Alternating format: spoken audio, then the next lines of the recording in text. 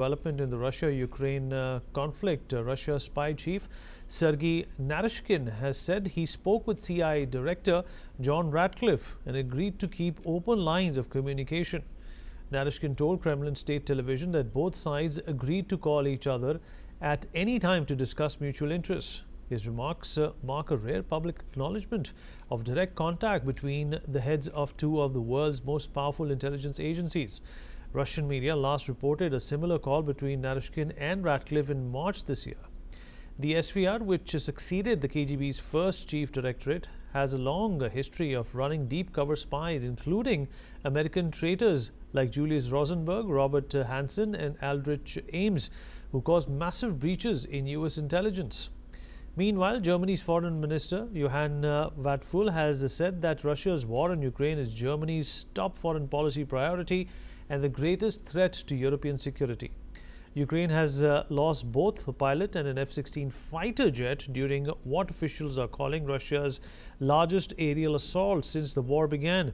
According to Ukraine's Air Force, the pilot shot down 7 airborne threats before his jet was damaged during the final engagement. He managed to steer the aircraft away from civilians but couldn't eject in time. All right, Mr. Gilbert Doktorov, Russian affairs expert, is joining us from Brussels at this point in time. Mr. Doktorov, appreciate you being here.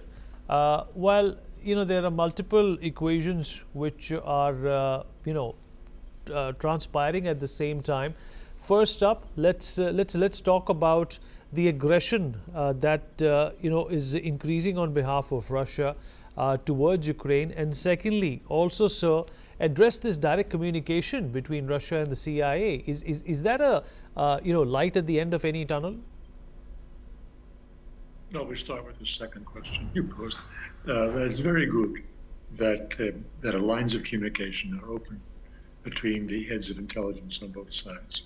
It's very good that lines of communication are open between the top diplomats of both sides, and also between the presidents of both countries. The greatest shame of the Biden administration was that it cut off all communications with Russia, all of them. And so there was possible to have misunderstandings which could lead to great exchanges of hostilities without reason. That chance of mistaken understanding of what the other side is doing or intending is greatly diminished when they are in regular contact and also in emergency contact, as you mentioned in your report. So it is a positive thing. As regards the war in general, it's a war and people die. And the Ukrainians are very persistent. They are ignoring what normal military leadership does when it knows it's losing a war. It tries to stop the loss of life of its soldiers and its officers. Ukraine is not doing that. It is persisting in the war against all odds in the hope that someone in the West will bail them out, will give them the assistance that enables them to counter the Russians. That is an idle hope. It is an unrealistic hope. If anyone opens their eyes and looks at what happened at the NATO summit last week, it was clear that the Western countries would like Mr. Zelensky to disappear. They would like to put this behind them because it's an embarrassing loss. And most everyone who is the least bit realistic, or just who reads mainstream newspapers today, you don't have to go to the alternative media. Mainstream, like the Financial Times, are reporting on their front page. New York Times reporting on the front page that the Ukrainians are being battered on the front, on the lines in the Donbass.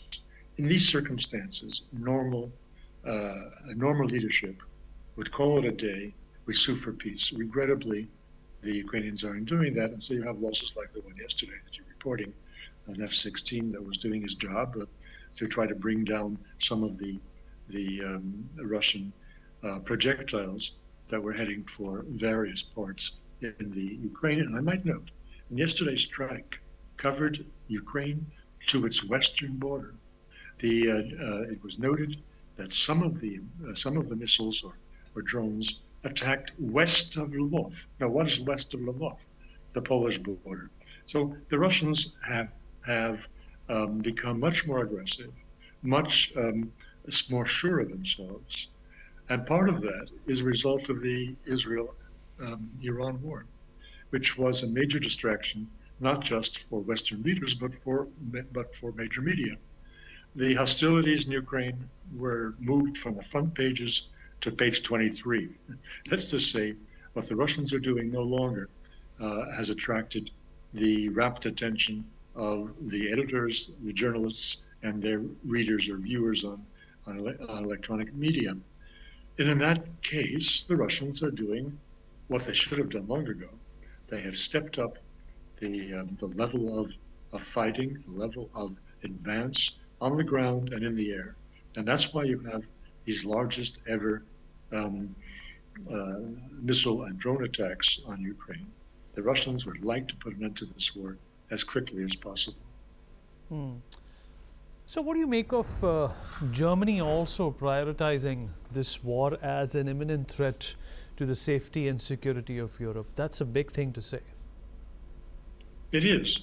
But the reality is that Mr. Merz will not keep his chancellorship very long if he persists in that, and if he tries to implement what his defense minister Pistorius was proposing last week, namely to find the new soldiers that Germany needs to develop itself, to develop its muscles to where it was before it demilitarized following the end of the collapse of the Soviet Union. To restore that level of military strength, he has to have soldiers. Germany is down by 2/3 from the level of men in arms that it had in the last days of the Cold War. In order to return to something like that, need soldiers. The soldiers are not volunteering, as Mr. Pistorius noted, and if they do not volunteer, then he wants to put in a military draft, obligatory service. If the government of Mr. Merz proceeds along that line, he will not be in office very long. The Financial Times, a newspaper which is notoriously anti-Russian and pro-Atlanticist, in their Friday edition, had a front-page article describing the conflict within the Social Democrats, who are part of Mr. Merz's coalition government. How there's a conflict within that party over whether to follow the advice of Mr. Pistorius or to reject it. A majority of the socialists are backing Mr. Pistorius, who also comes from that same party and who served as defense minister under the last chancellor, Mr. Scholz. However, a significant minority, and that is not my description, that is the Financial Times speaking, a substantial minority oppose the draft and the rearmament. Keeping in mind that the German government only has a 17-vote majority in the Bundestag, in the Parliament of Germany, if there's a defection of those who disagree with the rearmament within the SPD, the socialists, then Mr. Merz's government will fall. And so the threat that he is raising, Germany rising to the defensive needs of Europe and of Germany itself against the Russians, is hot air.